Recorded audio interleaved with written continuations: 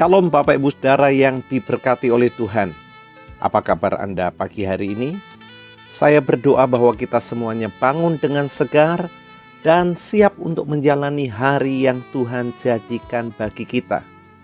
Namun sebelum kita melangkah lebih jauh menjalani hidup di hari ini, kita hampiri Tuhan di dalam saat teduh kita untuk merenungkan firman Tuhan. Sebab kita sadar bahwa manusia tidak hidup dari roti saja, tapi juga dari setiap firman yang keluar dari mulut Allah.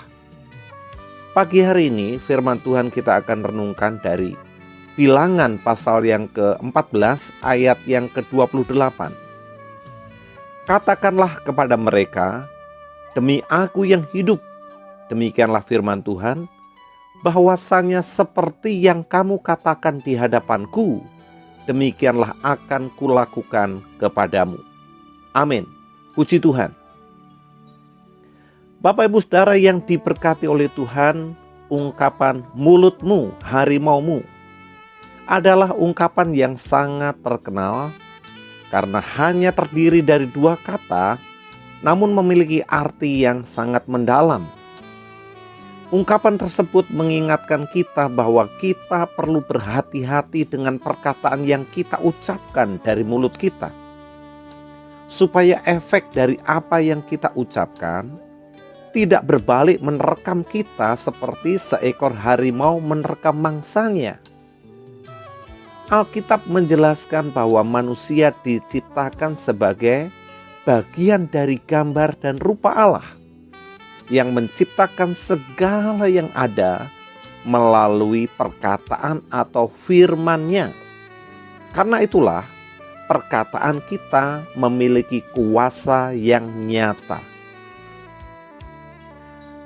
Dr. Masaru Emoto, seorang ilmuwan dari Jepang, selama bertahun-tahun melakukan suatu riset atau eksperimen terhadap air.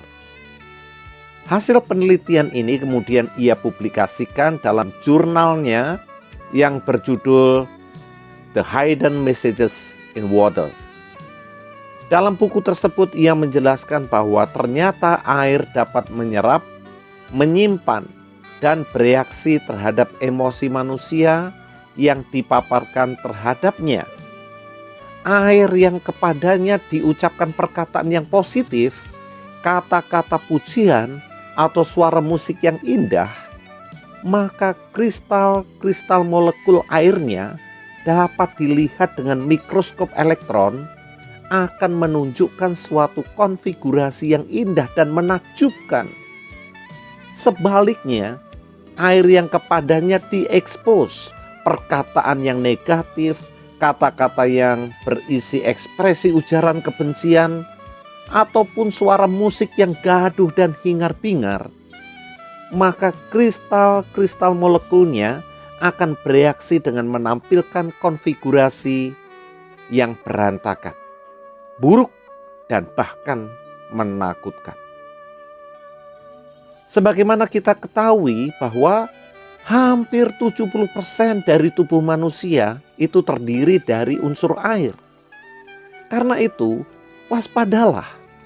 Karena perkataan yang diucapkan terhadap diri kita maupun terhadap orang lain tanpa sadar akan diserap, tersimpan, dan dalam jangka panjang dapat mempengaruhi atau berdampak terhadap kehidupan kita.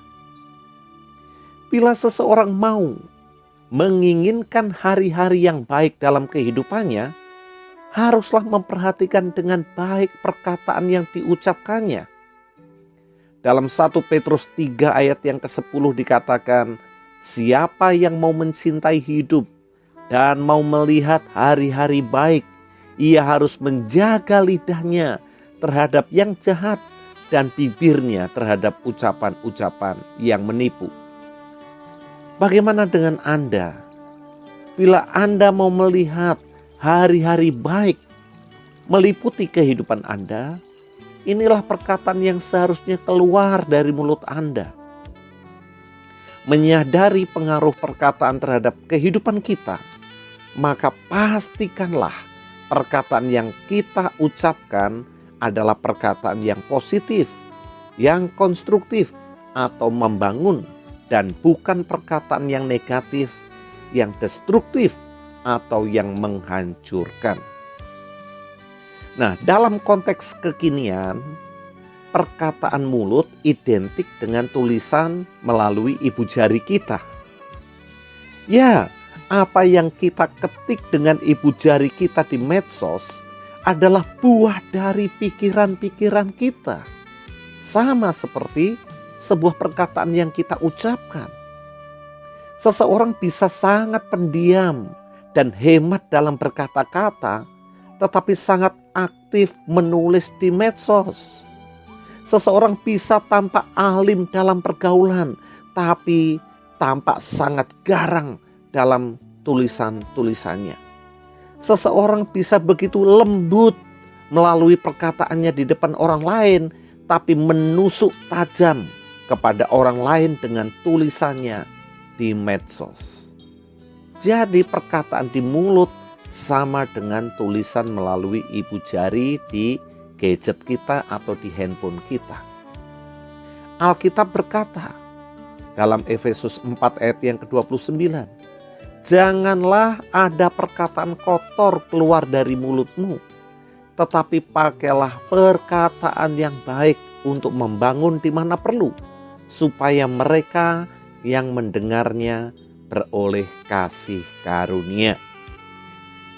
Nah, apa yang dimaksud dengan perkataan kotor itu? Perkataan kotor adalah bahasa yang buruk, kosakata yang tidak baik, sumpah serapah, dan yang sejenisnya. Itu sebabnya kita perlu mendisiplin mulut kita dan ibu jari kita untuk terlatih mengucapkan atau menuliskan kata-kata yang selektif. Janganlah tergesa-gesa berbicara atau menuliskan sesuatu di medsos kita. Berhati-hatilah sebelum kita mengucapkan atau menuliskannya. Pertama, sebelum Anda mengucapkan sesuatu atau menuliskan sesuatu di gadget Anda, pikirkanlah bahwa benarkah yang saya katakan ini atau yang saya tuliskan ini. Banyak perkataan yang enak didengar, namun belum tentu itu berasal dari informasi yang benar juga. Yang kedua, pantaskah apa yang saya katakan ini atau yang saya tuliskan ini? Banyak perkataan yang mendesak untuk diutarakan, namun belum tentu pantas untuk diucapkan. Nah, yang ketiga, pentingkah apa yang saya katakan itu atau yang saya tuliskan itu? Terkadang ada perkataan yang sebenarnya tidak penting untuk dikatakan atau untuk dituliskan. Dan yang keempat, bergunakah apa yang hendak saya katakan ini? Seringkali dengan kita menimbang keempat hal ini, maka kita akan menjadi orang yang bijaksana dalam bertutur kata atau di dalam menuliskan sesuatu di medsos kita. Ada sebuah ungkapan yang berkata, your words change your world.